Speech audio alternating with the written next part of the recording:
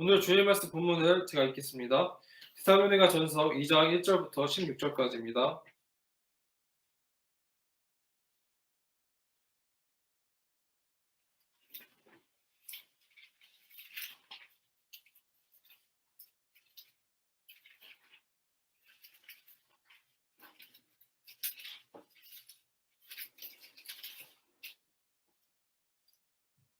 제가 읽겠습니다. 형제들아, 우리가 너희 가운데 들어간 것이 헛되지 않은 줄을 너희가 친히 아나니, 너희가 아는 바와 같이 우리가 먼저 빌립보에서 고난과 능욕을 당하였으나 우리 하나님을 힘입어 많은 싸움 중에 하나님의 복음을 너희에게 전하였노라. 우리의 권면은 간사함이나 부정에서 난 것이 아니요 속임수로 하는 것도 아니라 오직 하나님께 옳게 여기심을 입어 복음을 위탁받았으니, 우리가 이와 같이 말함은 사람을 기쁘게 하려 함이 아니요 오직 우리 마음을 감찰하시는 하나님을 기쁘시게 하려 함이라. 너희도 알거니와 우리가 아무 때에도 처마는 말이나 탐심의 사탈을 쓰지 아니한 것을 하나님이 증언하시느니라. 또한 우리는 너희에게서든지 다른 이에게서든지 사람에게서는 영광을 구하지 아니하노라. 우리는 그리스도의 사도로서 마땅히 권위를 주장할 수 있으나 도리어 너희 가운데서 유순한 자가 되어 유모가 자기 자녀를 기름같이 하였으니, 우리가 이같이 너희를 사모하여 하나님의 복음뿐 아니라 우리의 목숨까지도 너희에게 주기를 기뻐함은 너희가 우리의 사랑하는 자됨이라. 형제들아, 우리의 수고와 애쓴 것을 너희가 기억하리니 너희 아무에게도 폐를 끼치지 아니하려고 밤낮으로 일하면서 너희에게 하나님의 복음을 전하였노라. 우리가 너희 믿은 자들을 향하여 어떻게 거룩하고 옳고 흠없이 행하였는지에 대하여 너희가 증인이요 하나님도 그러하시도다. 너희도 아는 바와 같이 우리가 너희 각 사람에게 아버지가 자기 자녀에게 하듯 권면하고 위로하고 경계하노니, 이는 너희를 부르사 자기 나라와 영광에 이르게 하신 하나님께 합당히 행하게 하려 함이라. 이러므로 우리가 하나님께 끊임없이 감사함은 너희가 우리에게 들은 바 하나님의 말씀을 받을 때에 사람의 말로 받지 아니하고 하나님의 말씀으로 받음이니 진실로 그러하도다. 이 말씀이 또한 너희 믿는 자 가운데서 역사하느니라. 형제들아, 너희가 그리스도 예수 안에서 유대에 있는 하나님의 교회들을 본받은 자 되었으니, 그들이 유대인들에게 고난을 받은 같이 너희도 너희 동족에게서 동일한 고난을 받았느니라. 유대인은 주 예수와 선지자들을 죽이고 우리를 쫓아내고 하나님을 기쁘시게 하지 아니하고 모든 사람에게 대적이 되어 우리가 이방인에게 말하여 구원받게 함을 그들이 금하여 자기 죄를 항상 채우며 노하심이 끝까지 그들에게 임하였느니라. 사와브라 목사님께서 주일 메시지 전해주시겠습니다.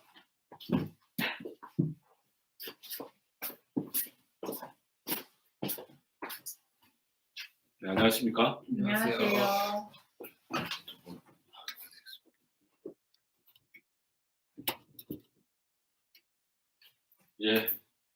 잠시 기도하겠습니다. 하나님 아버지, 거룩한 주일을 우리에게 허락하여 주시고 또 하나님 앞에 나와 예배드리게 하시는 것을 감사합니다. 이 시간 말씀을 기초로 하나님을 기쁘시게 하는 예배 드릴 수 있기를 기도합니다. 특별히 말씀을 통하여서 주시는 진리를 마음 깊이 영접하고 또 우리의 삶이 산제사로 주님께 드려지기를 기도합니다. 예수님 이름으로 기도했습니다. 아멘. 오늘 요절은 데살로니가 전서 2장 13절입니다. 13절 말씀을 다 같이 한 목소리를 한번 읽어보겠습니다. 시작. 이러므로 우리가 하나님께 끊임없이 감사함은 너희가 우리에게 들은 바 하나님의 말씀을 받을 때에 사람의 말로 받지 아니하고 하나님의 말씀으로 받음이니 진실로 그러하도다. 이 말씀이 또한 너희 믿는 자 가운데서 역사하느니라. 캠퍼스 목사는 어떻게 복음 역사를 섬겨야 하는가? 또 자비량 선교사는 어떻게 선교 역사를 섬길 것인가? 오늘 말씀에 자세하게 기록되어 있습니다. 오늘 말씀을 통하여 말씀 전하는 사람이 감당해야 할 것에 대하여 우리가 잘 배울 수 있기를 기도합니다. 그리하여 오늘 말씀에서와 같은 아름다운 생명 역사, 생명 구원 역사가 이루어지기를 기도합니다. 아멘. 1. 고난과 복음 전파. 다 같이 1절과 2절을 보십시오. 형제들아, 우리가 너희 가운데 들어간 것이 헛되지 않은 줄을 너희가 친히 아나니, 너희가 아는 바와 같이 우리가 먼저 빌립보에서 고난과 능욕을 당하였으나 우리 하나님을 힘입어 많은 싸움 중에 하나님의 복음을 너희에게 전하였노라. 사도 바울이 소아시아 서쪽 드로아 지방에 이르렀을 때 밤에 환상이 나타났습니다. 마게도냐로 건너와서 우리를 도우라. 사도 바울은 소아시아 지방에서의 이 선교가 막히는 것을 성령께서 허락지 않았다고 영접하였습니다. 대신 성령께서 마게도냐 사람 환상을 주신 것임을 영접하고 성령의 방향에 순종하여 바다를 건너갔습니다. 마케도니아 지방 첫 성이 빌립보였습니다. 여기에서 부자인 부인 루디아를 첫 믿음의 열매로 얻었습니다. 그 후 점치는 소녀에게서 귀신을 내쫓았는데 점치는 소녀를 데리고 돈벌이를 하던 사람이 돈벌이가 없어지자 이들이 바울을 핍박하여 감옥에 갇히게 하였습니다. 그러나 감옥에서도 감사하고 찬양하고 기도하였더니 감옥이 무너지고 감옥을 지키던 간수가 회개하여 구원 얻는 역사가 있었습니다. 하지만 결국 바울 일행은 빌립보에서 쫓겨났습니다. 그 후에 선교하고 개척한 교회가 데살로니가 교회입니다. 데살로니가에서도 성령의 역사가 있었지만 유대인들이 바울을 내쫓았습니다. 할 수 없이 배려하러 갔는데 유대인들이 거기까지 쫓아와서 또 회방하고 쫓아내서 지금 이 서신을 쓰고 있는 곳은 아테네입니다. 성령의 인도함을 받아서 왔는데 고난을 받았습니다. 성령의 방해에 순종하였는데 핍박을 받았습니다. 성령의 역사가 있는 곳에 고난이 항상 있었습니다. 하나님께서 택하시고 쓰시는 종인데 어려움이 계속되었습니다. 한마디로 데살로니가 선교는 고난으로 시작하였고 고난으로 진행하고 고난 가운데 있습니다. 이 사실을 이야기하는 것은 현재 데살로니가에 남겨진 성도들도 고난받고 있기 때문입니다. 성령의 역사가 있는 곳에 고난이 있습니다. 하나님께서 택하시고 쓰시는 사람에게 왜 고난이 있는 것일까? 돈 좋아하고 세상 소유를 좋아하는 사람은 별 문제 없이 평안하게 잘 사는 것 같은데 주의 뜻대로 사는 사람, 복음을 열심히 전하고자 하는 사람에게는 왜 여러 가지 어려움이 따르는 것입니까? 파트 2, 복음을 맡은 자, 하나님을 기쁘시게 하고자. 3절에서 6절을 보십시오. 사도 바울과 일행이 데살로니가를 개척할 때 어떤 동기와 목적을 가졌는지 밝히고 있습니다. 한마디로 그들의 개척 목적은 하나님을 기쁘시게 하기 위해서였습니다. 또 복음을 위탁받았다는 사명감이 데살로니가를 개척한 동기였습니다.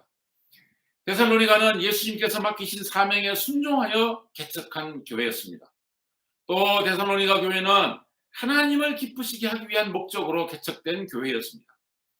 오직 하나님께 옳게 여기심을 입어 복음을 위탁받았으니 우리가 이와 같이 말하면 하나님을 기쁘시게 하려 사람을 기쁘게 하려 함이 아니요 오직 우리 마음을 감찰하시는 하나님을 기쁘시게 하려 함이라. 우리 학생들은 의아하게 생각할지 모르겠습니다. 주의 종들이 교회를 개척하는데 다른 뜻도 있을 수 있는가?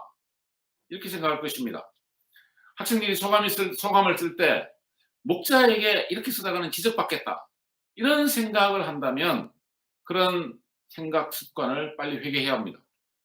학생들이 교회의 친구들을 초청하고 싶은 마음이 들 때 우리 목사님들이 기뻐하실 것 같다. 이런 생각이 든다면 그것도 빨리 회개해야 합니다. 예수님 말씀을 전하는 것은 하나님을 기쁘시게 하기 위하여 하는 것입니다. 말씀을 사랑하는 것은 우리에게 예수님께서 복음을 맡기셨고 이 복음을 잘 전하고자 내가 먼저 말씀을 깊이 보는 것입니다. 우리는 이런 순수한 뜻과 올바른 목표를 가져야 합니다. 문제는 이것이 잘 안 된다는 것입니다. 그뿐 아니라 우리는 자신을 굉장히 착하고 선하고 훌륭한 사람이라는 착각을 하면서 그것이 얼마나 문제 있는 것인지 깨닫지도 못합니다. 성경을 예로 들면 모세가 언제 이스라엘을 노예 상태에서 구원하고자 마음을 먹었습니까? 40세 때입니다. 그가 왕자로 있을 때입니다. 하지만 그러한 모세를 하나님께서 받지 않으셨습니다. 모세는 내가 이스라엘을 구원해보죠. 내가 이스라엘을 해방시켜 보겠다. 이렇게 한 것입니다. 내가 한번 해보겠다. 내가 한번 해볼게요. 하나님께서 받지 않으십니다. 다윗 왕이 언제 역사 전면에 나타났습니까? 아직 소년이었을 때 물맷돌로 골리앗을 쓰러뜨리면서가 아닙니까? 그때 다윗의 나이는 성경학자들에 의하면 16살 정도로 보고 있습니다. 하나님께서 이스라엘을 다윗에게 맡기셨습니까? 그렇지 않으셨습니다. 하나님께서는 다윗이 그 후 14년 동안 계속 고난받게 하셨습니다. 그런 다음 30세에 이스라엘을 다윗에게 맡겨주셨습니다. 내가 한번 해볼게요. 이거는 자신이 주인입니다. 스스로 자신이 얼마나 영적으로 무지하며 얼마나 마음이 부패한지, 얼마나 하나님 역사를 섬기기에 부적합한지 전혀 모르는 것입니다. 이런 사람이 복음 역사를 섬길 때 역사가 일어나면 스스로 뿌듯해하고 자기 스스로 영광스러워합니다. 자기가 중심에 있고 내가 원하면 언제든지 애니콜 외치면 무슨 문제든지 달려와 섬겨주시는 하나님을 그런 헌신적인 주변인으로 여기는 생각입니다. 이것이 바로 신성모독입니다. 하나님을 도구로 삼은 것입니다. 이런 사람이 회개하지 않고 있으면 결국 고칠 수 없는 영적 불치병에 걸립니다. 나는 위대하다. 나는 이런 면에서 특별하다. 이런 나를 교회가 알아주어야 한다. 세상이 나를 세워주어야 한다.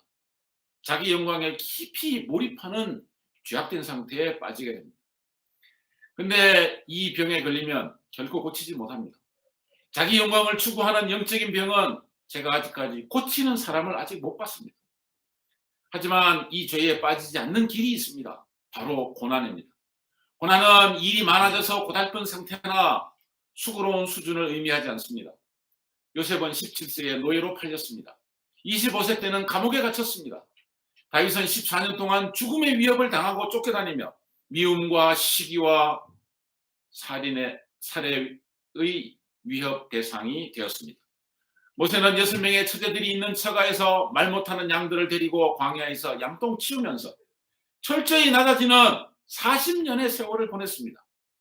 고난의 시간 동안 그들은 죽음과 삶의 경계에서 위태로웠고 존재감은 자체가 완전히 사라졌습니다.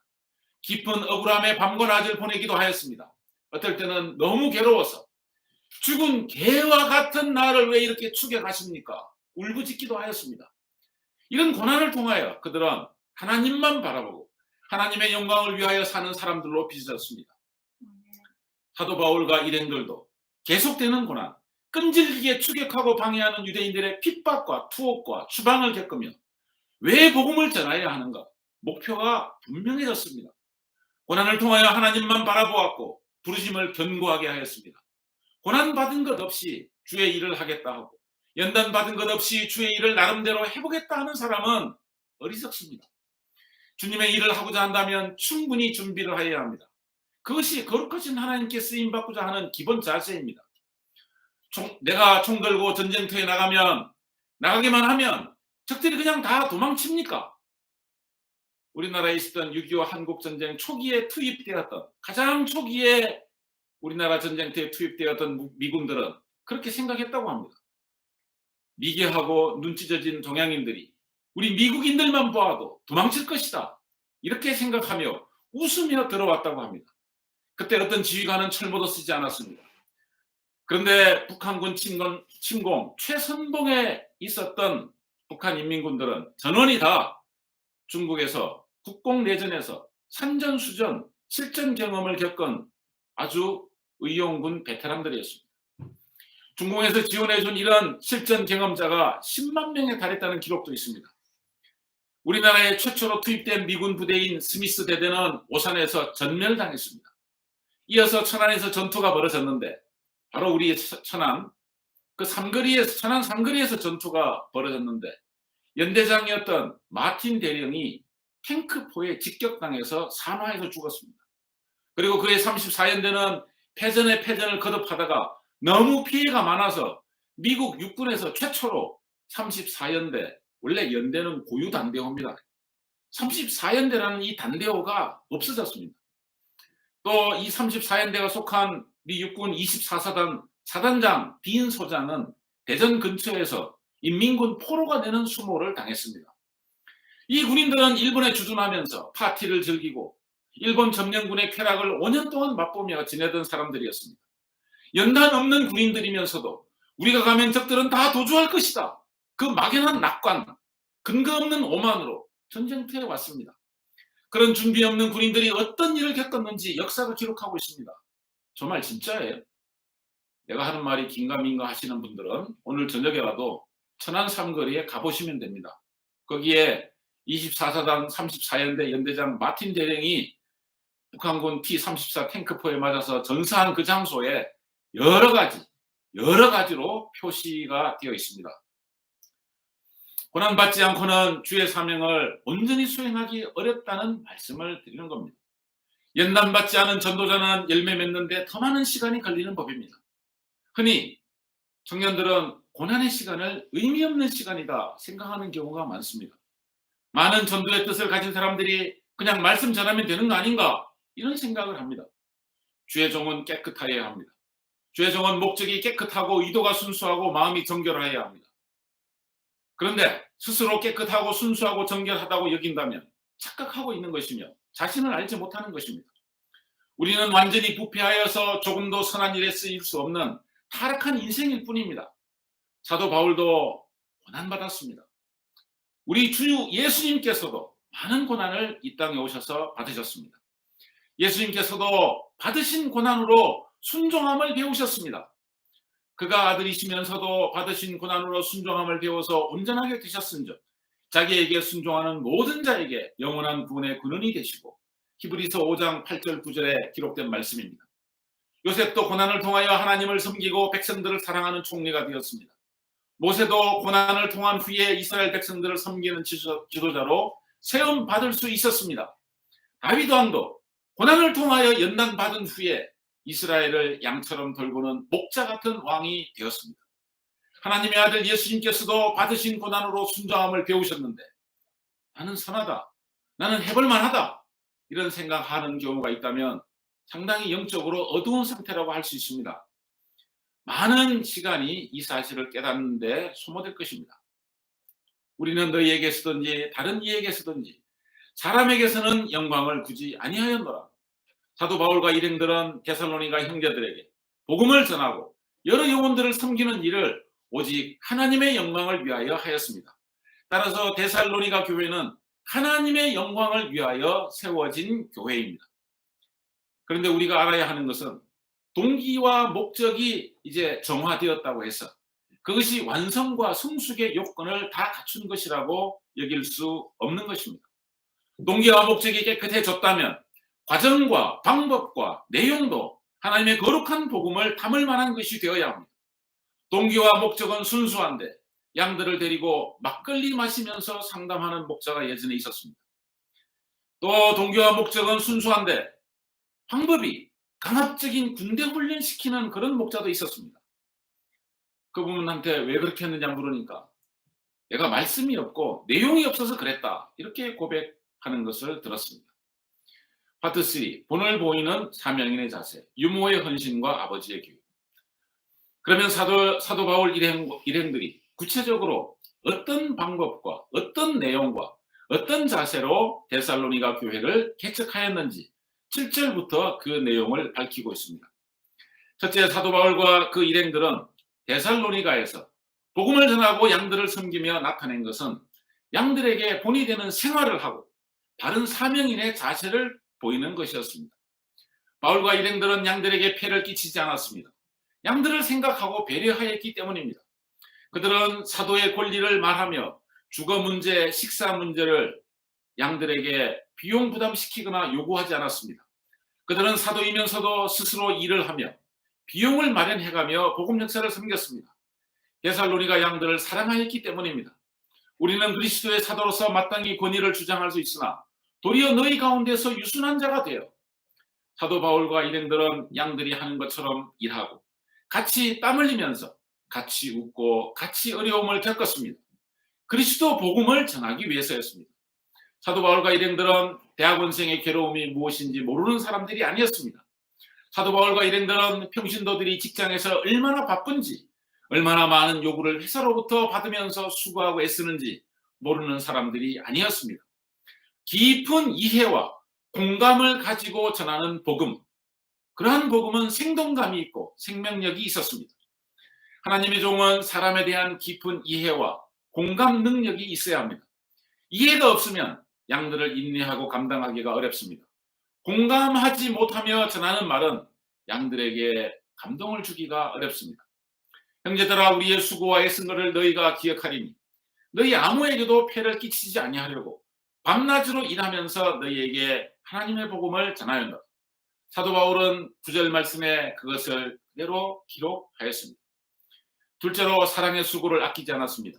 7절 후반절과 8절을 보십시오. 유모가 자기 자녀를 기름과 같이 하였으니 우리가 이같이 너희를 사모하여 하나님의 복음뿐 아니라 우리의 목숨까지도 너희에게 주기를 기뻐함은 너희가 우리를 사랑하는 자 됨이라. 유모는 보통 젖먹이는 시기부터 양육에 참여합니다. 이 시기에 어린아이는 먹여주고 씻겨주고 밤낮 보살펴주지 않으면 생존하기가 어렵습니다. 유모는 아기의 생존과 성장을 위하여 자기의 시간과 자기의 모든 관심을 다 쏟아주어야 합니다. 유모는 자기 일 없이 전적으로 아기의 양육에만 전념하도록 사명을 받은 사람입니다. 사도 바울은 돈 받고 남의 아기를 길러주는 차원을 벗어나 하나님의 복음과 자기 생명까지도 다 양에게 주고자 하였다고 합니다. 그는 양들을 향한 사랑의 수고를 하되 목숨까지도 주고자 하였습니다. 어떤 목자는 평소 친절하고 빵도 사주고 먹을 것도 사주는데 자기 공부를 위한 시간만큼은 절대로 양들에게 내주지 않는 목자가 있었습니다. 또 어떤 목자는 다른 것은 다 해줄 수 있지만 양들이 자기 집에 오는 것은 허락하지 않는 그런 목자도 있었습니다. 어떤 분은 회개할 때 내가 양들의 명예를 높여주는 섬김은 하지 못했다, 이렇게 회개하는 것도 보았습니다. 우리는 예수님의 복음을 전하면서 양들이 그리스도의 사랑 안에서 자라나도록 예수님의 이름으로 행하는 우리의 사랑을 아낌없이 보여줄 수 있어야 합니다. 사도 바울과 일행들은 어머니와 같은 사랑의 마음으로 모든 헌신과 희생을 아끼지 않았습니다. 셋째로 가르치고 교육하였습니다. 10절에서 12절을 보십시오. 함께 해주면서 이해와 공감이 있고 어머니와 같은 따뜻한 사랑으로 섬긴다고 하여도 그것이 전부가 아닙니다. 이해와 사랑하는 것에서 그칠 때 양들은 늘 양으로만 살아갑니다.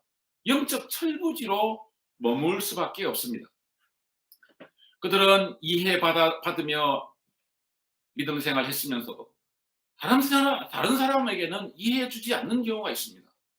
양들은 섬김과 사랑을 충분히 받았으면서도 그 사랑을 누릴 줄만 알지 다른 사람에게 자기가 받은 사랑을 해주지 않는 경우도 많습니다. 사도 바울과 일행들은 데살로니가에서 옳은 믿음의 길을 권면하였습니다.